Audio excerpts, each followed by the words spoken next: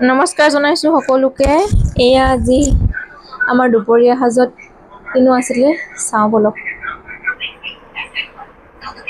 লগতে লৈছোঁ এয়া নেমু টেঙা দি দাইল আৰু ঢেকীয়াৰ জোল। এনেকৈ নেমু টেঙা চেপি ল'ব আৰু লগতে চেপা নেমুডোখৰ দি দিবচোন, খাই খুব ভাল লাগে। সৰহকৈ নিদিব, সৰহকৈ দিলে তিতা লাগে। দাইলখিনি নমোৱাৰ আগে আগে নেমু চেপি দিলেই হ'ল। লগতে লৈছোঁ ৰঙালাও আৰু বুটৰ ভাজি।